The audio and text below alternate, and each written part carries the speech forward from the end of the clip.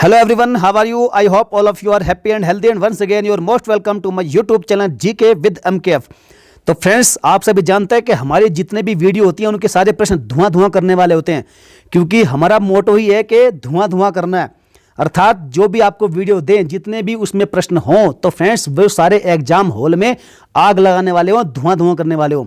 और मेरा जो टारगेट है, जो मेरा उद्देश्य है, वो यही रहता है कि आपको एक भी प्रश्न मैं ऐसा ना दूं जो कमजोर हो, अर्थात जिसमें दम ना हो। तो फ्रेंड्स, मेरा उद्देश्य रहता है कि आपको दमदार प्रश्न प्रोवाइड कराऊं, चाहे वो 10 हो या 20 हो या 50 हो।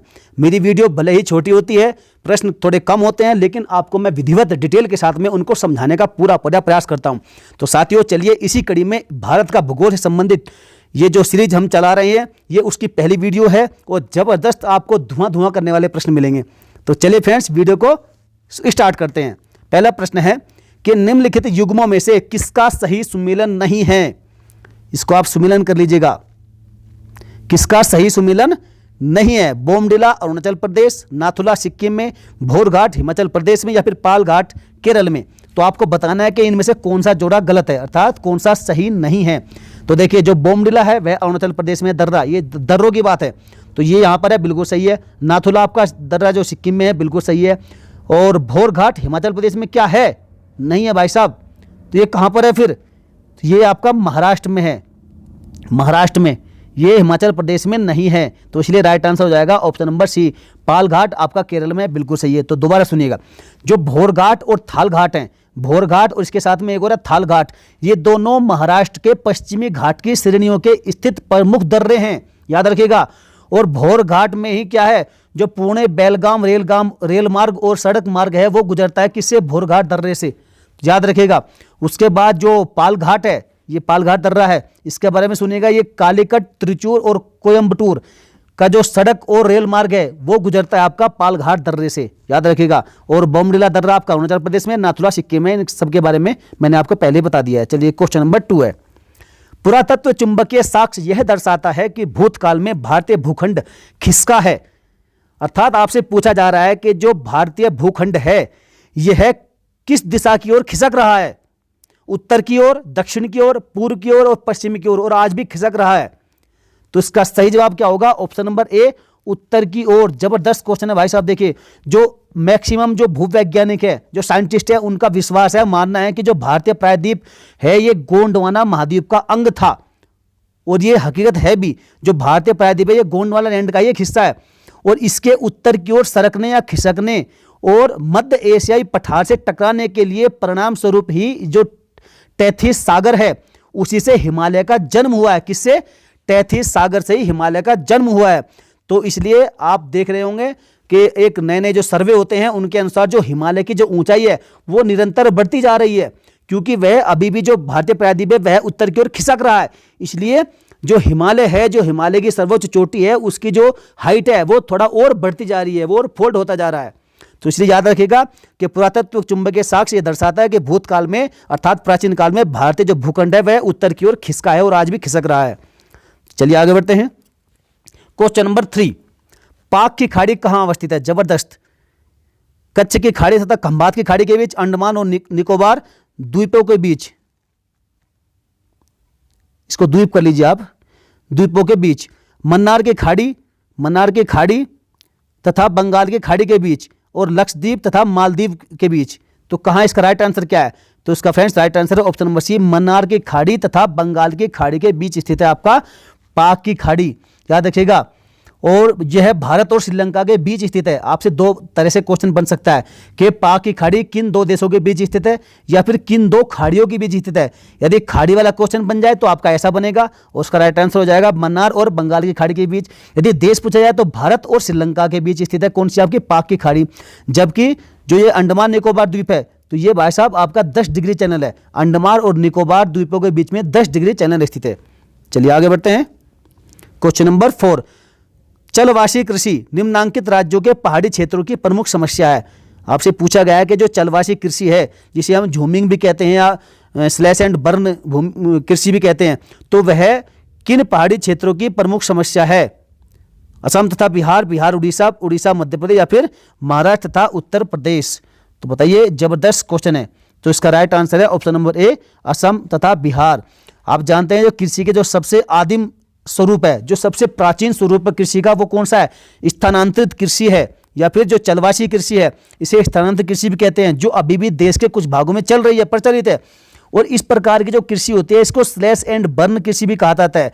और कई बार आपसे पूछा जाता है, इसको अलग अलग राज्यों में अलग अलग नामों से भी जानते हैं। जैसे नॉर्थ ईस्ट में इसे क्या कहते हैं? नॉर्थ ईस्ट भारत में इसे झूमिंग कृषि कहते हैं, मध्य प्रदेश में इसे वेबर दहिया कहते हैं, और आंध्र प्रदेश में पोड़ू, केरल में कुमारी, और उड़ीसा में कमान विंगा धावी, और दक्षिणी पूर्वी राजस्थान में बन्ना, तथा जो साउथ है अर्थात जो साउथ सदर्न इंडिया है, दक्षिण भारत है, उसमें जारा तथा एरेका के नाम से भी जाना जाता है इस चलवासी कृषि को, स्थानांतरित कृषि को, या फिर झूमिंग कृषि को, या स्लैश एंड बर्न कृषि को। तो याद रखिएगा राइट आंसर असम एवं बिहार की ये प्रमुख समस्या बनी हुई है।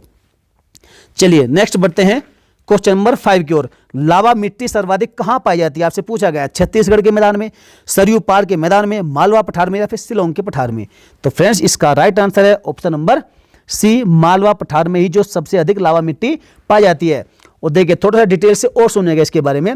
जो ज्वालामुखी द्वारा निकले जो लावा है, जब ज्वालामुखी फटता है तो उससे जो लावा निकलता है, उससे जो मिट्टी बनती है, तो वह लावा मिट्टी कहलाती है, जिसे हम कपासी मिट्टी, काली मिट्टी, या फिर रैगूर मिट्टी के नाम से भी जानते हैं। याद रखेगा, लावा मिट्टी को कपासी, काली और रैगूर मिट्टी के नाम से भी जानते हैं। याद रखिएगा ये सभी फैक्ट। और इस प्रकार की जो मिट्टी होती है वो भारत के कुल भौगोलिक क्षेत्रफल के लगभग 30 से 32% भाग पर फैली हुई है। लगभग 30 याद रख लीजिएगा आप कि लगभग 30% भाग पर यह फैली हुई है भारत में। और यह मिट्टी मध्य प्रदेश के जो मालवा का पठार है उसमें सबसे अधिक पाई जाती है। और इसमें कौन कौन से आते हैं क्षेत्र? गुजरात, मध्य प्रदेश, महाराष्ट्र और आंध्र प्रदेश। इनमें ये मिट्टी सर्वाधिक पाई जाती है। कौन सी? लावा मिट्टी, जिसे हम काली मिट्टी, रैगूर मिट्टी, या फिर काली कपासी मिट्टी भी कहते हैं। तो चलिए याद रखिएगा इसका right answer option number C, Malwa पठार में सर्वाधिक पाई जाती है। चलिए आगे बढ़ते हैं क्वेश्चन नंबर 6 की ओर। मोस्ट इंपोर्टेंट क्वेश्चन है फ्रेंड्स सभी के सभी। तो आपसे पूछा गया कि सूची 1 का सूची 2 से सम्मेलन कीजिए और नीचे दिए गए कूट से सही उत्तर आपको चुनना है। जबरदस्त क्वेश्चन है, तो बताइए इसका राइट आंसर क्या होगा। तो फ्रेंड्स इसका जो सही उत्तर है वह क्या होगा? पहले आप इनका मिलान करिएगा। देखिए एक तरफ आपका अयस्क दिए गए हैं और दूसरी तरफ आपके स्थान दिए गए हैं कि ये कहां पर है। देखिए कोयला कहां होगा सबसे ज्यादा? तो फ्रेंड्स कोयला सबसे ज्यादा जो तलचर है, तलचर कहां पड़ता है आपका? तो तलचर आपका पड़ता है कहां? ये उड़ीसा में, उड़ीसा राज्य में तलचर। और जो तांबा है यह सबसे अधिक कहां मिलेगा? इन विकल्पों के अनुसार तो तांबा मिलेगा भाई साहब खेतड़ी में, और खेतड़ी राजस्थान में है। और जो लोह अयस्क है, ये लोह अयस्क, ये सबसे अधिक कुद्रेमुख नाम की जगह है, वह कर्नाटक में है। और चांदी आपके जावर में। जावर कहां पर है? जावर भी भाई साहब राजस्थान में है। तो खेतड़ी और जावर राजस्थान में हुए, और जो चांदी है वो सबसे अधिक जावर में, लोहयस्क कुद्रेमुख में, कुद्रेमुख है आपका कर्नाटक में। और जो कोयला है ये आपका तलचर में, तलचर पड़ता है आपका उड़ीसा में। तो आप देखेगा जो एक कूट है उसमें से इसका राइट आंसर क्या होगा? तो देखिए ए का 4, आप देखिए ए का 4 ये हुआ।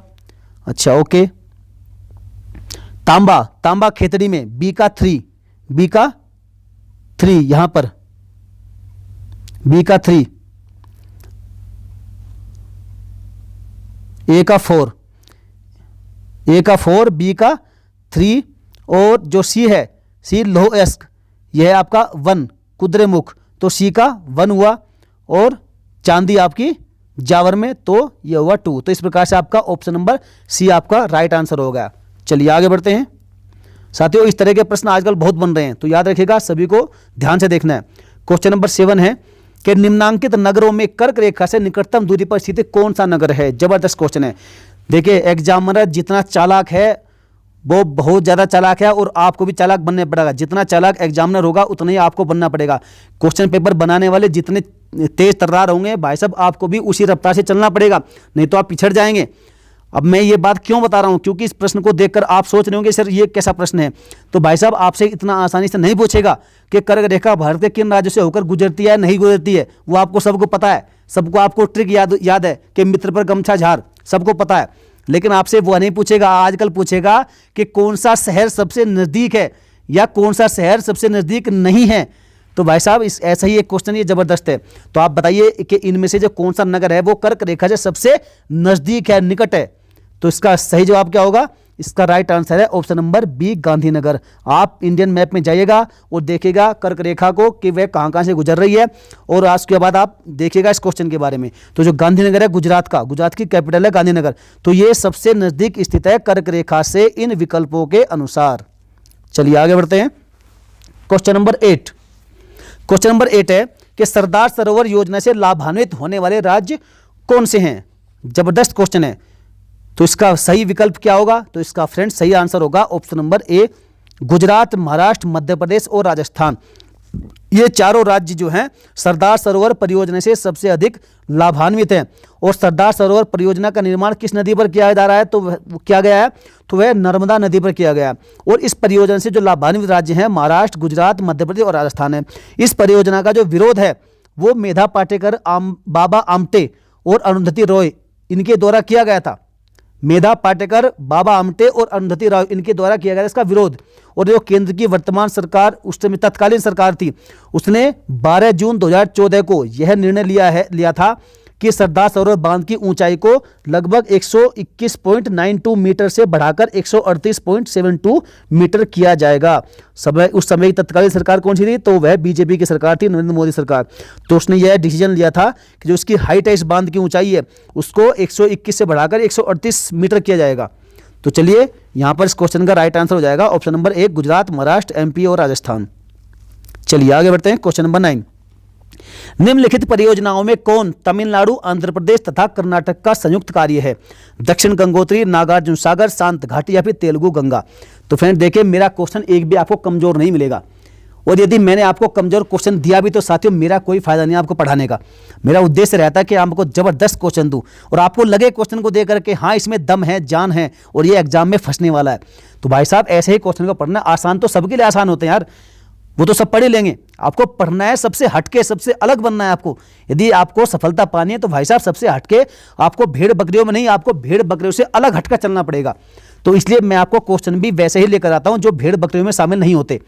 तो इसका राइट आंसर हो जाएगा option number B, Nagarjuna Sagar.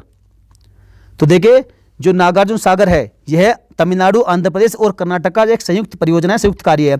तो कृष्णा नदी पर यह चलाई जा रही है। कौन सी? कृष्णा नदी पर स्थित है आपकी नागार्जुन सागर परियोजना, और ये आंध्र प्रदेश, तमिलनाडु और कर्नाटक की एक संयुक्त परियोजना है। चलिए आगे बढ़ते हैं। Question number 10। इंदिरा गांधी नहर का उद्गम स्थल कहां है? बहुत बार मैंने आपको बताया होगा, और ये जानबूझकर मैं थोड़ा सा हल्का सा आसान क्वेश्चन लेकर आया हूं आपके लिए, ताकि आपको रिवाइज हो सके। आपका रिवीजन भी साथियों जरूरी है। खाली आप आगे पढ़ते रहिए और पीछे आगे बढ़ते रहिए और पीछे का भूलते रहिए, उससे काम नहीं चलेगा। आपको आगे भी पढ़ना है और पीछे का रिवीजन भी करना है, तभी काम बनेगा। गांधी सागर बांध, भाखड़ा नांगल बांध, हरिके बैराज या फिर गोविंद बल्लभ सागर? तो यह निकलती है कहां से? आपकी option number C, Harike barrage से निकलती है। और सुनिएगा थोड़ा सा और, जो इंदिरा गांधी नहर का उद्गम स्थल है मैंने आपको बताया हरिके बैराज है, और यह बैराज सतलुज तथा व्यास नदी के संगम पर निर्मित है। एक क्वेश्चन ये भी बनेगा कि जो हरिके बैराज है जहां से इंदिरा गांधी नहर का उद्गम होता है वह किन दो नदियों के संगम पर निर्मित है? तो भाई साहब सतलुज और व्यास नदी के संगम पर यह निर्मित है हरिके बैराज बांध। और इंदिरा गांधी नहर भारत की सबसे बड़ी नहर प्रणाली, याद रखिएगा, सबसे बड़ी नहर प्रणाली है। और यह जो नहर है वह राजस्थान के मरुस्थलीय सीमा को छूती है, और इसने भाई साहब राजस्थान का बिल्कुल उद्धार कर दिया। जो मरुस्थलीय भूमि थी उसको हरा भरा कर दिया। यह पंजाब, हरियाणा और राजस्थान की संयुक्त एक परियोजना है, और यह भारत की सबसे बड़ी बहुउद्देशीय परियोजना भी है। तो याद रखिएगा, मोस्ट इंपोर्टेंट क्वेश्चन है, हरिके बैराज से निकलती है इंदिरा गांधी नहर।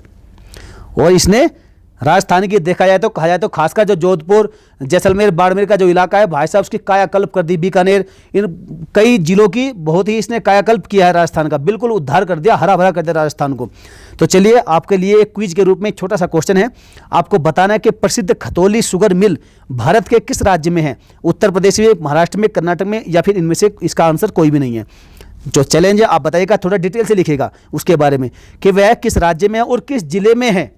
याद रखिएगा, आपको बताना है किस जिले में भी है। चलिए फ्रेंड्स, वीडियो आपको कैसे लगी, मेहनत आपको मेरी कैसे लगी, आप लाइक करके जरूर बताइएगा और चैनल को सब्सक्राइब करना बिल्कुल ना भूले फ्रेंड्स। और इस घंटी के निशान को जरूर दबा देना। आपको ऐसी दमदार वीडियो आपको यहाँ पर मिले करेगी। हमारा प्लेटफॉर्म ऐसा ही है कि आपको यहाँ एक भी कमजोर क्वेश्चन नहीं मिलेगा, जो मिलेगा दमदार मिलेगा, धुआं धुआं करने वाला मिलेगा। तो चलिए सभी साथियों में इसे शेयर करके धुआं धुआं वहाँ भी कर दीजिए। और यदि आपके पास कुछ सुझाव है तो फ्रेंड्स कमेंट करके हमें जरूर बताइएगा। चलिए फ्रेंड्स, मिलेंगे फिर के नेक्स्ट वीडियो में। जय हिंद, वंदे मातरम। आप मेहनत करते रहिए, पढ़ते रहिए, अपने लक्ष्य पर अर्जुन की तरह ध्यान लगाए रखिए। चलिए फ्रेंड्स, जय हिंद, वंदे मातरम। मिलेंगे फिर किसी वीडियो में।